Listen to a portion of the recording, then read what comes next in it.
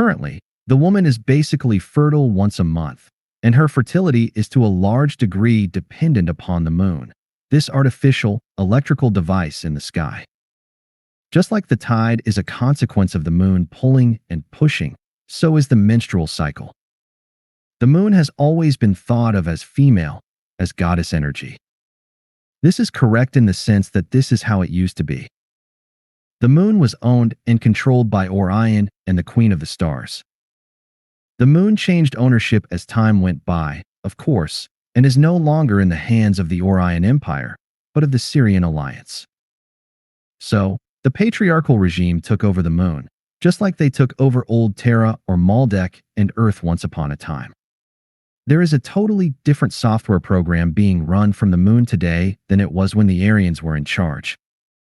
And how humans react on things has a lot to do with the distance between the moon and Earth. Now, the menstrual cycle happens approximately once a month. This will change, however, and females will only be fertile once a year.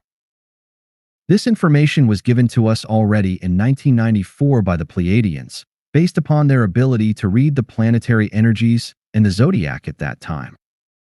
But they are still insisting that this will be the case.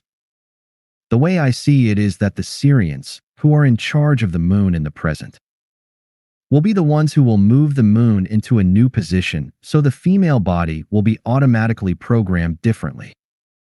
This may very well be the solution to the overpopulation problem they have had with us humans for quite some time.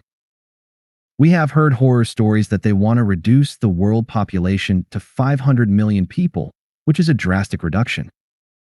I would think that after the natural and man-made Earth changes have done their part, and wars and diseases have done another part, moving the moon will actually take care of the problem.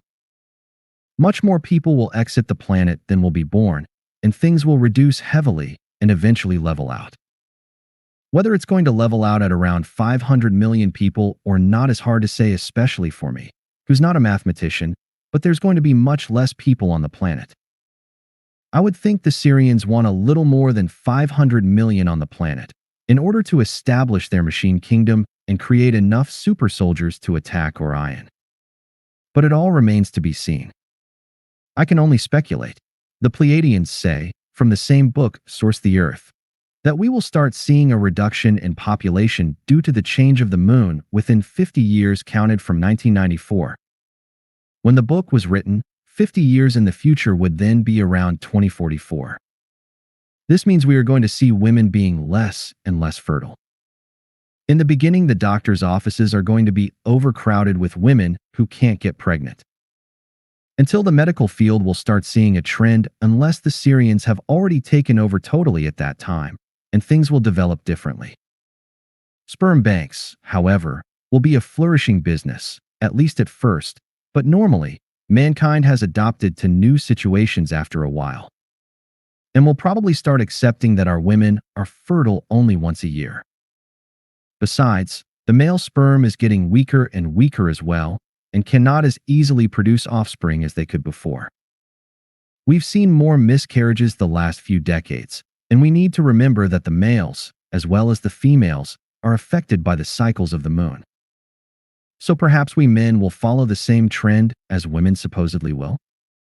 Either way, if the Sirians are in charge, and they want women to be fertile once a year, that's how it will be.